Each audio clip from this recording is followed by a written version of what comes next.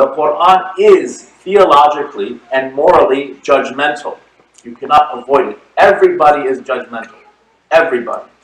The Qur'an is theologically and morally judgmental. And we must be prepared with reason to defend those judgments without apology. Even if people have discounted reason, continue to be reasonable. It is our reason that makes us human.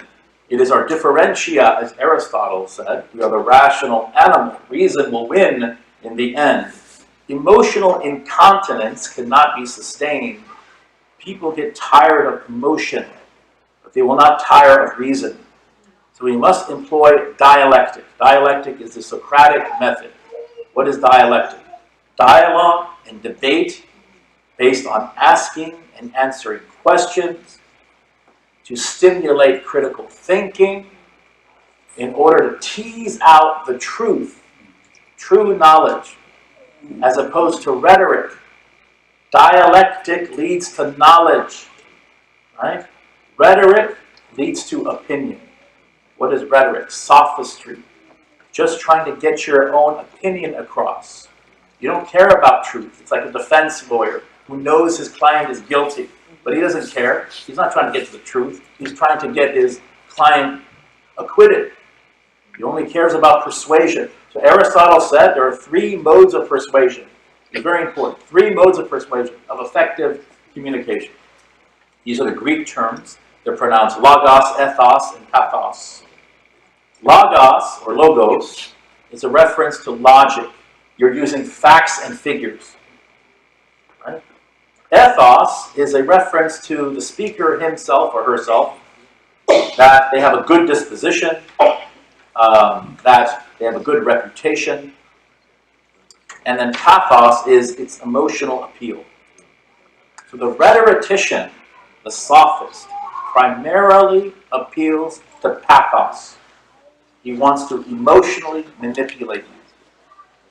Whereas the dialectician primarily appeals to logos and ethos, because he wants to get to the truth. In the Qur'an, "Ud'u ila sabili rabbik," call to the way of your Lord, bil hikmah wal maw'idatil hasana, with wisdom. And the ulama say here, the meaning of this is with dala'il, rational aqli, and scriptural proof texts, right? With logos, wa maw'idatil hasana, and with a good disposition, with good ethos.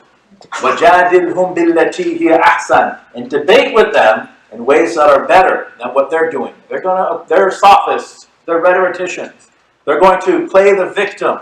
You've offended me. They're going to use ad hominem attacks. Keep your cool and use facts and figures. Use logic. Use logos. Use appeal to the intellect. So our young people need prophetic advice. The Prophet ﷺ, he said, قُلِ الْحَقِّ وَإِنْ كَانَ مُرًّا وَلَا تَخَفِّ اللَّهِ لَوْمَةَ لَائِمٍ أو كما قال عليه الصلاة والسلام. Speak the truth, even if it's bitter. قُلِ الْحَقِّ, there is truth. It's not relativism. He says, speak the truth, even if it's bitter. And don't be afraid of people. Morality is not subjective. Truth is real. Falsehood is real. We need to stand up for it. Stop being afraid. A man came to the Prophet ﷺ and said, give me some advice. He said, قُلْ آمَنْتُ بِاللَّهِ ثُمَّ اسْتَقِمْ. He said, say, I believe in Allah subhanahu wa ta'ala, and be theologically and morally steadfast upon that. And I always say this, if people think you're weird, that's fine. The Prophet said, فَتُوبَ لِلْغُرَبَاءِ, glad tidings to the weirdos. We should be weird. In this day and age, if we're not weird, we're doing something wrong. Really, wallahi. We should stand out. And if people disagree with you, fine. لَكُمْ دِينُكُمْ وَلِيَ دِينِ. You ever heard of that? You ever thought about that? You have your religion, I have my religion. You have your way of life, I have my way of life. You have your theological beliefs, or lack thereof. You have your ideas of morality and nature and nurture and all of that. And so do I. Don't tell me what to say or do. I won't tell you what to say or do. This should really be our attitude, right? Because we're living in the Meccan phase. It was revealed in Mecca, فَمَنْ شَاءَ فَلْيُؤْمِنْ وَمَنْ شَاءَ فَلْيَكْفُرْ.